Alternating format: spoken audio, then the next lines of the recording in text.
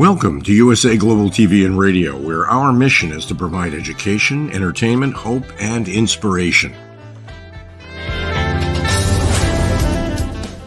USA Global TV and Radio connects you with experts and audiences all around the world every single day to help you succeed in business and to live a richer life.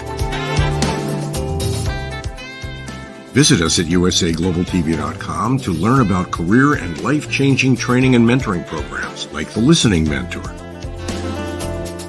Subscribe to our newsletter to stay informed about our special programs and offers.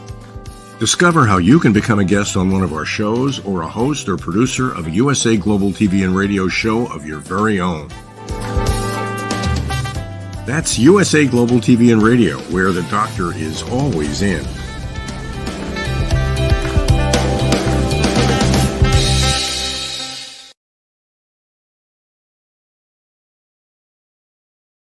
Hello, everyone. Good morning, good afternoon, good evening. Welcome home to USA Global TV and Radio.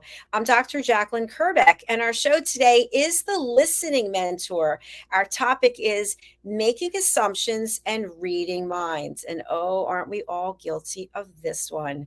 Joining me is the star of our show. She's known as the Harley Street Stress Expert, and she helps you bust your stress. Welcome, Caroline, to the program. Hello. Hello. Always wonderful to be here, Dr. Jacalyn. Always great to have you. And I have that song in my mind, Bust Your Stress. Bust Your Stress. So tell people a little bit about how you help them bust your stress. I know you're working with people from all over the world, and you have various ways for them to reach out and connect. Tell us more. I work with you in terms of the root cause of what's causing your stress. So for instance, if you're complaining about not sleeping, if you're complaining about that relationship, if you're complaining about physical ache and pain or emotional ache and pain, or if you have stress, anxiety, depression, so mental stress, whatever it is you're complaining about is what your stress is. Some people say I'm not stressed, and yet they don't sleep or they have physical ache and pain. So that's what's causing the stress. And I literally help you break through or bust through your stress, identifying the root cause of what caused your stress in the first place. And it's not the presenting symptom stress, it's the root cause of what it first started for you. And I use chakra psychology and root cause therapy to identify the cause, and that literally obliterates the stress. You feel incredibly relaxed and you'll get a really good night's sleep as well. And that's something we all need for sure. So, Caroline, as you know, and our audience who follows us, we talk about different things related to relationships, related to your health, really your mental and physical health, and also to listening skills and how listening is really at the center of all of it. So our topic is making assumptions and reading minds. And I know I definitely have done this countless times in my life. We don't hear from someone, so we assume this, that, and the other. We don't ask someone the questions, and we just decide this is probably what they're thinking. Why do we do that? Is that because that's what we're thinking? It's our humanness. We are human at the end of the day, and we tend to think there's something that we've done because that's our ego, our human ego, and we don't want to be wrong, and so we make it all about us and our insecurity, when really this might be something going on with the other person. Their world might be full of work, or with a catastrophe that's happened to them in their family, or just literally, on holiday. I tried to get hold of my Wizzy Financial guy over the past 2 days, and I was calling and it was just on voicemail.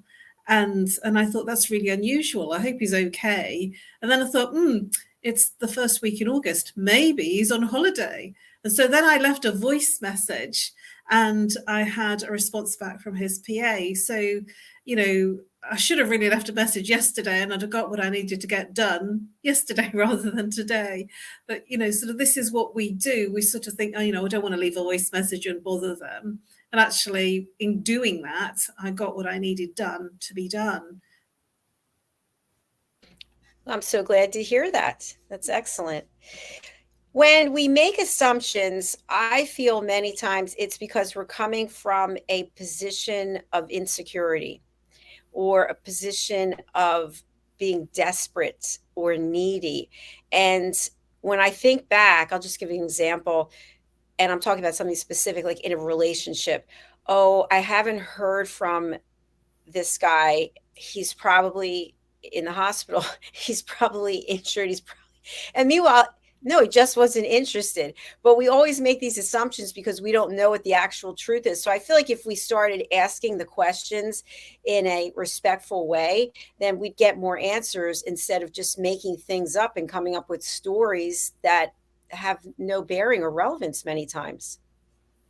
Well, this is what the mind does. The mind actually is a logical functioning machine, and it kind of says good, bad, right, wrong, male, female, up, down. It will just always keep moving, and it will always do opposites. And so you never get any resolution when you're in your mind contemplating and thinking about all of the different scenarios. That's what the mind does. The mind is very researchical, and it will analyze everything to death. And so if we're thinking, we're analyzing, and then the mind is always really preoccupied with the opposites, the good and the bad, the up, the down, and we will never come to any compromise. It's when we're not in the mind, when we connect back into the heart, the mind goes clear, and then we become more connected to ourselves and the other person. Have you ever thought about somebody and then kind of remembered them in terms of something that you wanted doing, and then forgot about it, let it go, and then the person's rang you up, or they've come into your space, or you've bumped into them? That's because everything's connected. Everything is connected. And I can remember myself saying many times to different people, oh, when am I supposed to be able to read your mind? Which is really kind of passive aggressive. So I don't say that anymore. And in a statement like that, that shows that there's some type of discourse and a need for more effective communication, wouldn't you say? Oh, absolutely. You know, sometimes when I'm speaking to, say, technical people, for instance, they, I'll ask them a question or ask them to do something, and then they come back and they've not quite done what I wanted. And then I say out loud, because I feel really silly, oh, I forgot to be really specific and tell you what I really wanted versus what I think you wanted to hear. And so it is quite amusing, because I catch myself saying those kinds of things, and oh, right, you know, I forgot this is what you actually need, because different people in different types of professions and roles will need different types of communication. And sometimes, especially with technical support, you have to specifically say each thing rather than assuming that if you ask for one thing, they will do everything. And a lawyer and a solicitor is the same. You ask them specifically for the one or two things, and they will literally do what you've asked for rather than looking around it and coming back with a whole rounded explanation, because they're very logical. Excellent points. And I think something else that I'm taking away from what you just said is we make assumptions because we know someone. For example, we're in a family with them, we work with them, we're in a relationship with them, and they've always done something a certain way. So we assume that for the next time they're going to want to do same way, whereas maybe they've been working on themselves or something's happened and all of a sudden they have a different perspective. So we can't just assume that because it's been this way that it's always going to be this way. We need to ask, we need to communicate, we need to find out and learn. Well, I've got something to share with you that will make you and our viewers smile. When I was first training in management training, we had assume broken down. And when you assume, it makes an as, A-S, out of you, and me. So when you break down assume, it actually breaks down as to assume makes an ass out of you and me. So in other words, we should never assume anything. We should literally say exactly what we want, what we're looking for, because the other person can't mind read. and they don't know unless you tell them. And many times I think we don't tell people what we need because we're insecure or we're afraid we're going to push them away. So we just want to be a yes person. And I remember being in a relationship, and I think I shared this before, and I would get asked, what do you want to do this weekend? And then I'd say, whatever I want to do. Oh, no, we're not doing that. So every time I would say something, yeah, I don't want to do that. No, I'm not going to do that. So then I just decided not to say how I felt anymore because he didn't want to do anything I wanted to do. So then I just started being a yes person. Okay, whatever you want to do. And of course, ultimately the relationship broke up. Well, this is when it's not working, and if you were on the same page, then whatever you were thinking, you would be compatible with the other person. And not everything is what you both want to do, but there is like compromise in relationships. And so I hear what you're saying. I usually, because I've really got into my feminine energy, I just, say, I don't mind, what do you think? What would you like to do? And, give me some suggestions. And that's the way that I like to do it, because if they give me a few suggestions and then I can say, oh, yeah, let's do that. And that means that it's a much more open conversation rather than it being closed. And I do absolutely hear what you're saying. But when somebody comes back and says, let's go to Pizza Express for a pizza, I'm going, that's not quite what I want to do, because I don't eat pizza. So sometimes I have to give a bit of direction. And I certainly had that situation happen. And then my friend said, yeah, you're not a pizza person, are you? I need to take you somewhere in Mayfair. I need to take you to a proper French restaurant or something. That was my beautiful monk that used to talk to me like that. And he just thought it was amusing because he suggested pizza, and then, it was not right. And he recognized that wasn't the right option for me. So it is about how much they know you and you know them, and how comfortable you are to compromise. Now, there are some people who are professional mind readers, right? So we're not talking about that. We're talking about the average person in a relationship. And instead of communicating, they think that they know you so well, or they know your behavior patterns. It's funny. There used to be a show on television. This is so long ago. I can't even think of the name of it, but it was something about couples who were married, and they would ask questions of the one partner, the one spouse, and the other one couldn't hear what the answers were. Oh, they'd have cards. That's right. And then they'd have to show their cards to see if they got the answer right. And most times they didn't get the answer right, even though they've been together for so long, because they were reading each other's minds, allegedly, and it wasn't working. We had a similar show in the UK. I think it was called Mr. and Mrs. And it was funny, because we think we know someone, and yet until we're put into the spotlight like that, we don't actually know how much we really think we know. And that's what makes great comedy. That was a really, really funny show, certainly in the UK, because very rarely did they get it right. And it was because they were assuming and not really knowing. I wish I could think of the name of it. You said Mr. and Mrs. It wasn't that here, the honeymoon, or no, I don't know, but it went off the air. And maybe because they couldn't find enough people who could actually agree on anything. I don't know. So what's some good direction and advice that you have for people who have a habit of making assumptions? It's just part of who they are. It's the way that they operate. I think also this kicks in if somebody is short on time. They're very busy and they don't take the time out for their partner, for example, and they're just going to assume, even when it comes to holidays and presents. Oh, I've always gotten her this perfume. Meanwhile, she hates the perfume. She's allergic to the perfume, but you keep buying it and she doesn't want to tell you. So what direction or advice can you give to people so that they stop doing these assumptions and reading minds?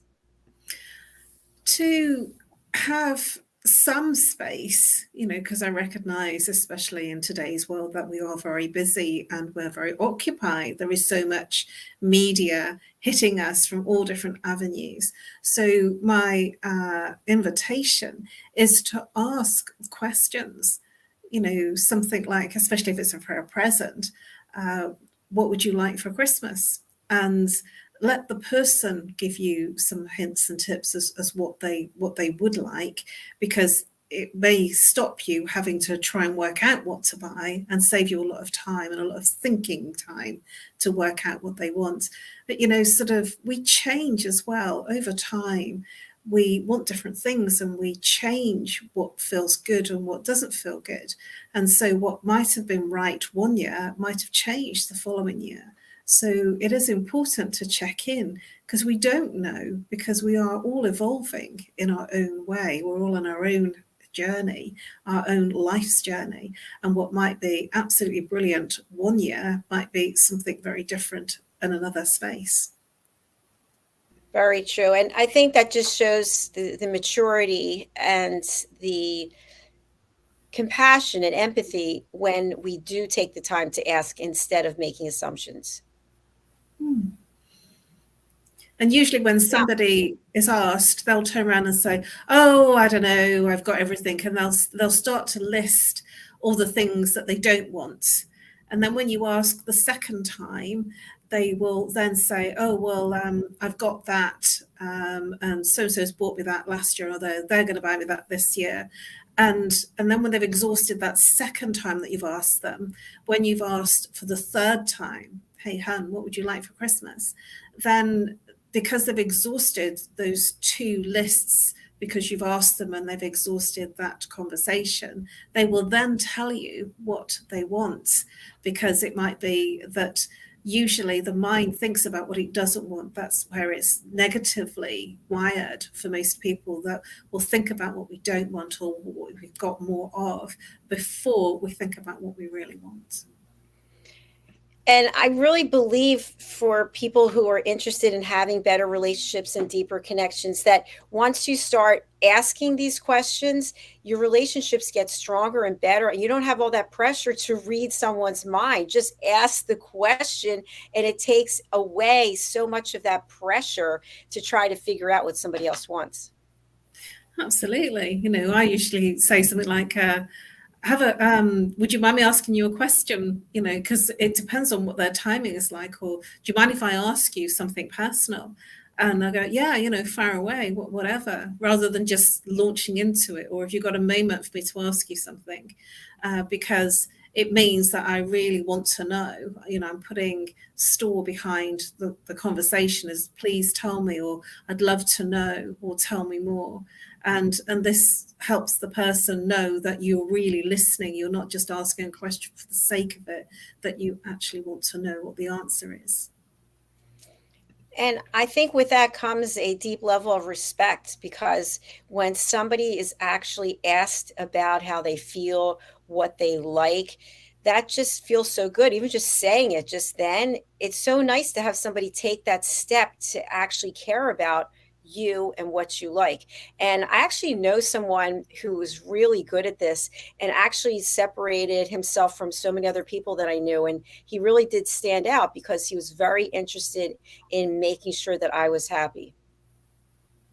Yeah, when a man does that, when they say, I want you to have what you need, I want you to feel good, that's the sign of somebody that's in an exceptional space of caring for the other first before they think of themselves. Yes, I'm not giving out his phone number. Sorry. No. I have a few of those too. You can tell me. No, I'm kidding. So, yeah. So Caroline, I really love what we do here in terms of providing education and value when it comes to having better relationships. And so we've discussed a number of things. We've discussed, when we judge, we're discussing when we read minds. One of the other things I think that it really comes into play and could be a reason why people make assumptions or read minds is because they're coming from a highly emotional place and they've got a lot going on in their life. They're constantly under pressure and they're just feeling they can't take on one more thing. So if they just get out their list and make some decisions about things, then they'll deal with it later. I forget what that expression is, but do something and and pay for it later, ask questions later. I forget whatever it is. But that's actually an approach that really doesn't work too well, because then you have to undo all the things that you did. Yes, that's absolutely right. And if the person's world is very full and your world is a bit emptier and you have a bit of space, there's plenty of time for the ego to get in the way and start thinking all sorts of things. Oh, he's not interested in me. Oh, doesn't want to know. Oh, he's lost interest. Oh, he doesn't want to meet up. But actually, their world might be just so full that they don't have the time or the space. And so some men particularly, if they haven't got the focus and the time, they just go silent. And then they will come back, and usually with an apology. Oh, sorry, things have just been a bit hectic. It's been a bit crazy here. And then they, might say, how's things? And then they will come back again, maybe in a week's time, and say the same thing. And that's because their world is really full. And it's not anything about you. It's about them and where they are and what's going on for them. That they're usually, the masculine energy is very much in the mind rather than in the sensory. Thanks for that, Caroline. And you and I've had a number of conversations about that. And I think that's also important. And that also ties in with etiquette and manners. It's showing empathy and compassion. When someone lashes out at us, that doesn't mean necessarily that we did anything. It could just be that we happen to be the one that they decided to throw the football to, so to speak, or throw their rocks at. And we can, instead of continuing to build the anger and the animosity, just completely diffuse it by being nice. People, they don't even know what to do when they're freaking out and screaming and yelling, and you're just like, oh, sorry to hear that. Or, you go to give them a hug. They don't even know what to do. Sometimes they just start crying because I guess their emotions are so high that there's that fine line between anger and sadness, or anger and sorrow. What do you think? You're absolutely right. When somebody is, I would say on one, and they're literally having just to gush it all out, and they're really angry, it's not angry because you did something. They're being angry at you. So it's almost like you're at the sounding board for that anger. And usually when people are very close, that's when you become their sounding board, that they will be angry at you rather than about you. Angry at you in terms of what's been going on for them, and just letting it out. And it will almost feel like, oh gosh, what did I do? But actually it's not that you did anything. It's just that they feel comfortable to express how they're really feeling, and they feel safe to express what they're feeling, even though it's nothing to do with you. Exactly. And sometimes if you do offer someone the opportunity to express themselves, you're really giving them a gift, because they're attacking you. And instead of you attacking them back, you're showing them kindness. And so now you're almost in the seat of being a counselor, because now you are going to be hearing from them about what's bothering them. And maybe you get an apology for them taking their frustration out on you. I don't know. But it really involves you making a commitment to doing that. And many times people don't want to do that. They're just so angry that the person's angry at them, that it just ends up going back and forth like a ping pong game, and nobody wins. Yes, from that perspective, I would, offer the invitation of, if somebody is really on it and letting it all out in terms of their anger, to be compassionately, actively listening to what they're saying, because they probably don't need you to solve anything for them. They simply need you to listen and to be there. And that's all. And when you do offer any solution, they haven't managed to get everything out, which is why it's much kinder to meet them with compassionate listening, literally listening openly, so that they can see and hear that they're being heard. And that might be all they need and what they need, rather than you feeling that you have to respond in a space of fixing something or trying to help them with something. It might just be that you being that sounding board is exactly what they need. That's right. And again, that to me, that comes down to elevated listening, that you're giving someone a safe space, you're showing them compassion, you're showing them empathy. And I would love for when this happens for the other party to take it on themselves and say, wow, that felt so good when Caroline gave me that opportunity to reflect and also to apologize for literally attacking her because of something that's been bothering me. And sometimes sadness comes out as well, after the anger, then there can be a release of, after all the words have come out, all the anger and the frustration, that can then go into a literal breakdown for the person where the sadness or the emotion comes out. And that when you've been quiet and allowed them to speak and express, then you've also given them that space to also let go of any emotion behind the anger. Yes, definitely.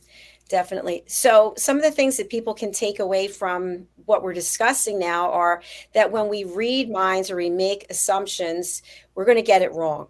And there can be a lot of hostility that even forms from this. It can also end up having a relationship pattern of monotony because it's the same behavior over and over. One person doesn't want to say anything because they've been put down so many times, and the other person's tired of asking because they're getting the same answer. And so it just goes back and forth. So when we are direct and we actually ask the question, Caroline, what would you like to do this weekend? If Caroline comes back and says, well, I don't really know, what would you like to do? I've had that go so many times. I've heard this kind of conversation. And then both people are frustrated because nobody wants to say what it is that they want to do because they're afraid of how the other person's going to react. So, Caroline, let's just address that one. When you have something like that where, what would you like to do tonight? I don't know. What would you like to do tonight? How can we break that pattern? By having some, if it's gone backwards and forwards from both people, then come back with some possibilities. We could have a night in, we could have a cinema night in, or we could go and have dinner, or what about a game of sort of something physical. So in alignment with knowing the person and what you enjoy doing, you could offer like 2 or 3 options of, well, we could do this or we could do that, and see what comes back. Because if it does go backwards and forwards, then you're never going to get anywhere. And sometimes, I call that, in terms of being British, we will do that. We'll kind of get so polite that we don't want to offend the other person. So maybe that goes on in America too. We don't want to offend the other person, so we don't want to say something that might offend them or upset them, and so we don't say anything. And in this case, to offer a couple of options, that are quite varied and different, might be a way to do it, so that at least you give something there in terms of what you're looking to do. I agree. I think what's kind of funny, I'm laughing it back here, is that when you give the options, okay, this weekend I'd like to go to the movies or go out to dinner, and the other person says, oh, I'm not interested in the movies or dinner. What else? And then you might say, I'm going to go out by myself. That might be what I'm going to do. But then you started giving, there's a discussion rather than a nothingness.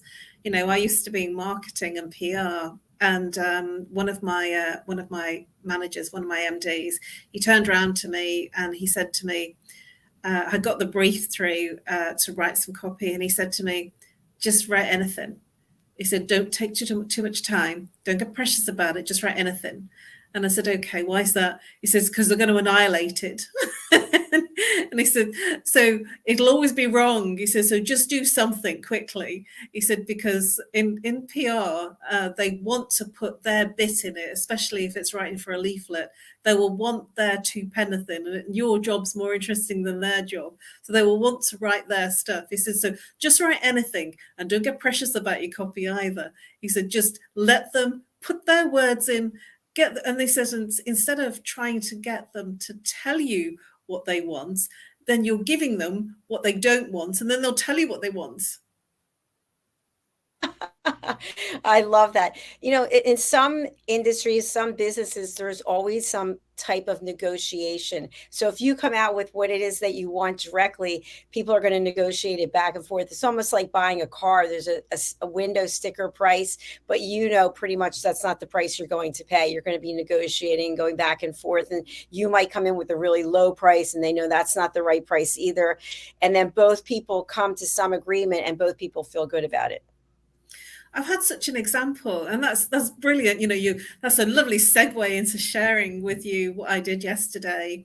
And I've never ever bought carpet before. I've always had wooden floors, and there's where my home is a very large expanse of space, of floor space. So I went to a recommended carpet shop, which is not very far away. That was highly recommended from a local person. And I went there, and it was huge. It was like a big factory type warehouse carpet place. And I was completely blown away. And there was a very helpful gentleman, and he walked me around, and he said, well, you know, from your phone call, you know, we've got this in this color. What do you think? And I says, what else have you got? And he showed me around, and there was about 3 or 4 different ones that he showed me. And I chose the most expensive one out of all the ones that he showed to me. And then we got down to the underlay, and I did the same. And I says, you know, can you show me the differences? And I landed up choosing the most expensive one. And he said, that's going to be, he said, what's your budget? I says, well, you know, what's it come out to? And so I was going backwards and forwards. I was kind of dreading how much it would be. And he turned around and he said, well, it's going to be this amount of money. And I says, oh, that's a bit more than I thought it was going to be. He said, so what did you have in mind? I said, I tell you what, if you can do anything on the price for me, I'd be really, really happy if you could do something on the price. I said, because I'm ordering the carpet for the whole property. And he said, okay, let me just do some numbers. And he came back, and I said, that's great. And so this is the conversation, you know, rather than saying this is it, it's having, you know, a conversation that's loose, so that you're respectful of what things cost, what they can do, and then you land up with something that works for both parties. And so it's important to, I feel, not to say specifically what your budget is, because it might be that they can give you a better offer than what your budget would have allowed. But the figure that he came back with was the exact figure that I had in the bank account to pay them. And so it was an interesting conversation, and he was lovely with it, because he knew that, you know, essentially I wanted a deal, and I wasn't funny or nasty about it. I did it really nicely and sensitively without taking the mick. Yeah, that was a great example. Thank you. I really like how you framed that up. So I noticed something myself. You know, I meet with a number of people who are interested in coming onto the platform, and we have a lot of offerings here, and each of them has a certain dollar amount associated or certain value associated with them. And as soon as someone says, oh, I don't have any money, or they start talking about money right away, I think, okay, they're very closed-minded, because they're not interested in growing. They're just concerned about the dollars. So instead of listening to all the opportunities and then thinking to themselves, wow, that one really sounds great, I'm going to figure out how I'm going to get that money so I can do that, people will be very closed-minded. And in this way, they're missing out on an opportunity to learn something that might be a great road forward for them and whatever it is they're doing. And I think we do that a lot in life. We just close our mind off because we have this innate fear or this negative relationship with money, for example. And so anything that comes into our life that involves money, we automatically go into sort of a high mode. You know, I'm going to be putting my head down because I don't have that kind of money right now, instead of thinking about, well, that's something I want to do. I'm going to figure out how to get the money. That's absolutely true. When we switch off, and there's certain words that we say, and one of the phrases is, yeah, I know that. I know that. And when somebody's saying, I know that, it means that they switch out of listening, because as soon as you say, I know that, the mind stops listening and engaging in the rest of the information, because the ego has stepped in and said, I know. So it stops listening to anything else after the person said that. And when the person has said that there's a money situation, what happens is they forget, and their mind, their brain switches out from listening. I've actually had a similar situation myself where I was watching and engaging in a webinar, and it was one of my old mentors that I've been training with in terms of my speaking, Andy Harrington. And there was a new person that he'd introduced, and he said that he's really, really good. And he did an hour. And I just thought, well, I'm not going to buy anything because I've done his training, and I'm not going to buy anything. I'm just going to listen. And so when he was going through all the sales spiel, I didn't really listen in the fully engaged way, because I wasn't intending to buy anything. And this is what happens when we make a decision and we decide that we're not going to buy something, then we just switch off and we don't listen. But right at the end, I listened to the last 5 minutes and I bought. And that was because what he was offering was a free half-day training with a lunch. And I would learn some new skills in terms of sales and marketing. And I just thought, oh, right, I'll do that. And if I hadn't engaged at all, I would have missed out on that opportunity. And what I did was, at the end of his training, at the end of that half day, I actually booked onto his training because he was so amazing. And so, you know, it is important to recognize when we do switch off, we actually are switching off to an opportunity that might be in our favor that we just didn't hear. And there are opportunities everywhere. It's so true. And one thing I'd like to just add on to what you're saying is, I think also when we commit to doing something and we're committing to doing it, even though we don't want to do it, it's pretty obvious when we show up that we're not interested. And then we're just wasting the other person's time. So I feel that it's always better if you know you're definitely not going to be open to something, just say that. Hey, you know what, Caroline, I know how I am. I'm not open to hearing it. I don't want to waste your time.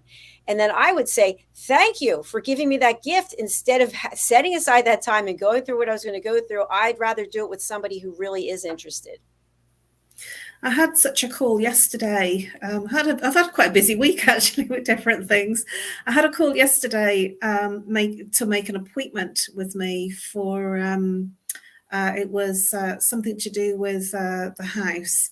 And I was looking for, they had an offer, I can't remember what it was. And I said, well, you know, I'm interested, you know, and I'll make the appointment.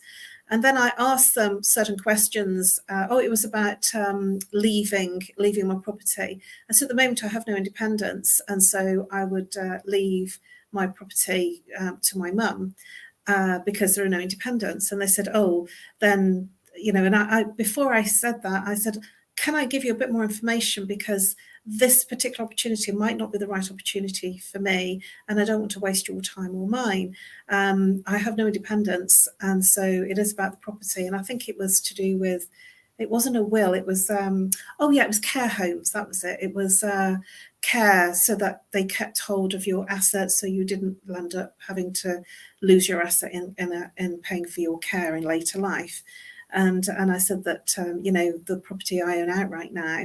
And she said, it's not relevant to you because you'd have to pay £3,000 to £7,000 and you don't need it because it's just you. She said, so thank you for giving me that information. And I landed up saving an hour of consultation on Zoom and wasting my time and their time and booking appointments. And she was actually very interested in what I do. And I really do believe it's because of the way that I approached the conversation, because I was interested in elderly care, but I didn't know what the combination was. And in sharing that information, in just saying, do you mind if I share some information about my position? And she listened and then made a decision it wasn't appropriate.